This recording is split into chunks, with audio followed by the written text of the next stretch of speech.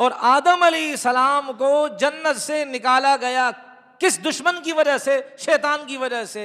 ये जो पहली मुलाकात थी पहले आसमान पर आदम अलैहिस्सलाम से, ये इसलिए हुई कि जिस तरह आदम अलैहिस्सलाम को जन्नत से निकाला गया, ए मेरे महबूब मक्का भी जन्नत है, अनकरीब आपको यहाँ आपके दुश्मन निकालेंगे, आपको हिजरत करनी पड़ेगी। जैसे कि आदम अलैहिस्सलाम को जन्नत से हिजरत करके ज़मीन पर उतरना पड़ा, इसी तरह आपको मक्के से हिजरत करनी पड़ेगी मदीने पाक की तरफ। फिर दूसरे आसमान पर गए, हज़रत ईसा अलैहिस्सलाम से मुलाकात हुई, और ईसा अलैहिस्सलाम और यहया अलैहिस्सलाम दोनों कज़न खालाजाद हैं, इनसे मुलाकात हुई। इनसे मुलाकात की वजह उलमा ये बयान फरमाते हैं क्योंकि ईसा अलैहिस्सलाम नबी अलैहिस्सलाम के ज़माने के साथ इनका ज़माना करीब है, और आखिरी ज़माने में ये आएंगे, दज्जाल को मारेंगे, यहूदियों के साथ क़िताल और जिहाद होगा, खिंजीर को कत्ल करेंगे, सलीब और क्रॉस के निशान को मिलियामेट कर देंगे, हक़ का परचम बुलंद करेंगे। तो इसलिए उनका ज़माना नबी अलैहिस्सलाम के ज़माने के करीब है। इसलिए दूसरे आसमान पर हज़रत ईसा अलैहिस्सलाम से मुलाकात हुई, और तीसरे आसमान पर हज़रत यूसुफ़ अलैहिस्सलाम से मुलाकात हुई। वो क्यों? यूसुफ़ अलैहिस्सलाम का हुस्न बहुत था, दुनिया का आधा हुस्न अल्लाह ने उनको दिया, मेरे मोहम्मद को पूरा दिया था, लेकिन उसका ज़ुहूर नहीं हुआ। वजह यह है कि मेरे मोहम्मद सल्लल्लाहु अलैहि वसल्लम के पूरे हुस्न को देखने की ताब किसी में ना होती, सबके कलेजे फट जाते। तो हज़रत यूसुफ़ अलैहिस्सलाम से तीसरे आसमान पर मुलाकात हुई। इसलिए इसकी वजह उलमा ये बयान फरमाते हैं, इस जन्नत में जब सब के सब जन्नत में जाएंगे, जन्नतियों को अल्लाह यूसुफ़ अलैहिस्सलाम को हुस्न देंगे। फिर आगे हज़रत इदरीस अलैहिस्सलाम से मुलाकात हुई, और इसकी वजह यह है कि अल्लाह ने उनके बारे में फरमाया वरफ़अनाहु मकानन अलिय्या, हमने उनको बुलंद मकाम पर पहुंचाया, रिफ़अत दी, बुलंदी दी। तो मोहम्मद को भी सल्लल्लाहु अलैहि वसल्लम को भी हम बुलंदियां दे रहे हैं, ऊपर लेकर जा रहे हैं। आगे पांचवें आसमान पर हज़रत हारून अलैहिस्सलाम से मुलाकात हुई। इसकी वजह उलमा ये बयान फरमाते हैं कि जब मूसा अलैहिस्सलाम को तूर पर गए थे अल्लाह से हम कलामी करने, और वो तौरात लेने गए थे, पीछे इनकी कौम थी, वो बुत परस्ती के अंदर मुब्तला हो गई थी, और सज़ा क्या दी कि मारो एक दूसरे को, कत्ल करो। अल्लाह ताला ने इस तरह उनको सज़ा दी। इसी तरह नबी अलैहिस्सलाम के हम वतन, रिश्तेदार, अकरबा, वो भी क्या है, बुत परस्ती की लपेट में आएंगे, और बदर में फड़काए गए, फिर बदर में कत्ल हुए। तो ये इशारा था कि ये भी मरेंगे इस तरह, जो आपके चाहने वाले, आपके जो रिश्तेदार हैं लेकिन बुत परस्ती का शिकार होंगे, उनको हक़ की तलवार की ज़रब क्या है लगेगी। आगे हज़रत मूसा अलैहिस्सलाम से मुलाकात हुई छठे पर। मूसा अलैहिस्सलाम से मुलाकात की एक वजह उलमा ये बयान फरमाते हैं कि मूसा अलैहिस्सलाम के ज़माने में शाम का जिहाद शुरू हुआ था, लेकिन ये फौत हो गए थे, जिहाद मुकम्मल नहीं हुआ। फिर उनके बाद यूशा अलैहिस्सलाम, उन्होंने पूरे शाम को क्या किया, अपने कब्ज़े में ले लिया। तो ये इशारा था कि मेरे महबूब सल्लल्लाहु अलैहि वसल्लम मुल्क शाम, उसके ऊपर आप कमंदे डालेंगे, बिस्मिल्लाह आप करेंगे, तकमील फिर कोई और करेगा। और अल्लाह ने दिखाया कि रसूल पाक अलैहिस्सलातु वस्सलाम अपनी ज़िंदगी के अंदर तबूक के मकाम तक गए, और वहाँ फिर क्या है, बाकायदा वहाँ तबूक का जो इलाका है उसका जो बड़ा था वो जो इलाका था दूमतुल जंदल का, उसके रईस से आप अलैहिस्सलाम ने मुसालहत कर ली थी। ये शाम की इब्तिदा थी मुल्क शाम पर हमला करने की। पूरे मुल्क शाम पर जो कब्ज़ा हुआ सैयदना उमर फ़ारूक रज़ी अल्लाह अन्हु के ज़माने में हुआ। सातवें आसमान पर हज़रत इब्राहीम अलैहिस्सलाम से मुलाकात हुई। वो बैतुल मामूर के साथ टेक लगाए हुए थे। बैतुल मामूर बैतुल्लाह के बिल्कुल सीध में घर है।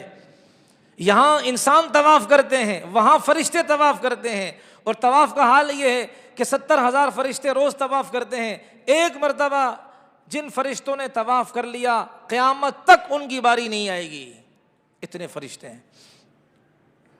आप अलैहिस्सलातु वस्सलाम फिर और ऊपर गए, सिदरतुल मुंतहा तक पहुंचे। सिदरा बेरी के दरख्त को कहते हैं, वैसे ये एक दरख्त था। अल मुंतहा, इस पर मामला इंतहा को पहुंचता है। मतलब क्या है, नीचे से मैं आप ज़मीन पर हम नेक आमाल करते हैं तो ये ऊपर बुलंद होते हैं। इलैहि यसअदुल कलिमुत तय्यिब, अल्लाह कुरान में फरमाते हैं कि अल्लाह की तरफ पाकीज़ा कलिमा उठता है, तो ये हमारे जो नेक आमाल उठते हैं, अल्लाह की तरफ जाते हैं, सिदरतुल मुंतहा तक रुक जाते हैं, फिर वहाँ से उठाए जाते हैं। अल्लाह का कोई हुक्म ऊपर से आता है, सिदरतुल मुंतहा गोया जंक्शन है, वहाँ ठहरता है, फिर वहाँ से तकसीम क्या है, किया जाता है। तो यहाँ नबी अलैहिस्सलाम पहुँचे, एक दरख्त था, अजीब किस्म का वहाँ मंजर था। कुरान करीम में अल्लाह ने फरमाया इज़ यग़शा सिदरत मा यग़शा, सिदरा को जो ढांपा, जिस चीज़ ने ढांपा, यानी तसव्वुर में नहीं ला सकता इंसान, ऐसा ढांपा। और यहाँ तक किताबों में आता है कि हर पत्ते के साथ फरिश्ता था और ऐसे अनवारात थे कि इंसान उसके हुस्न को बयान नहीं कर सकता। और फिर रसूलुल्लाह सल्लल्लाहु अलैहि वसल्लम सिदरतुल मुंतहा के पास ही जन्नत को देखा, दोज़ख को देखा, जन्नत के फरिश्तों को देखा, खुश है, सलाम कर रहे हैं। दोज़ख का जो दारोगा था, मालिक, वो आप अलैहिस्सलाम को सलाम किया, लेकिन क्या है, मिलन यानी कि वो हंस कर नहीं मिला। इसकी वजह क्या है? उलमा ये बयान फरमाते चूंकि वो हर वक्त दोज़ख के अजाबों को देख देख कर वो फरिश्ता क्या है, वो क्या हंसने पर क्या कुदरत नहीं रख पाया। इतने अजाबात को देखकर ना, तो वो अब हंसता नहीं है, वो अजाबों को देखकर, इसलिए उन्होंने सलाम की, आदाब बजा लाए, लेकिन मुस्कुरा कर नहीं। और वजह अर्ज कर दी कि अजाबों की वजह से। अब रसूलुल्लाह सल्लल्लाहु अलैहि वसल्लम आगे जाने लगे, जिब्राईल अमीन से कहा आगे हो जाए। और नबी अलैहिस्सलातु वस्सलाम ने जिब्राईल अमीन को अपनी शक्ल में, अपनी असली शक्ल में 2 दफ़ा देखा। एक वो जो वही लाए थे, पहली वही, वो अर्श मुअल्ला, वो ऊपर तक के आसमानों तक उनका सर लगा हुआ, पाँव तहत सरा तक लगे हुए हैं। हज़रत आयशा रज़ियल्लाहु अन्हा की रिवायत है, एक उस मौके पर देखा और एक इस मौके पर, सिदरतुल मुंतहा के मौके पर देखा। इतना बड़ा जिब्राईल। नबी अलैहिस्सलाम फरमा रहे आओ ना जिब्राईल आगे। कहा आगे गया मेरे पर जल जाएंगे, अब मैं नहीं जा सकता। नबी अलैहिस्सलाम के लिए फिर क्या है, एक रफ़रफ़ लाई गई, रफ़रफ़ यानी एक मसनद लाई गई, तख्त लाया गया, हीरे जवाहिरात से मुरस्सा।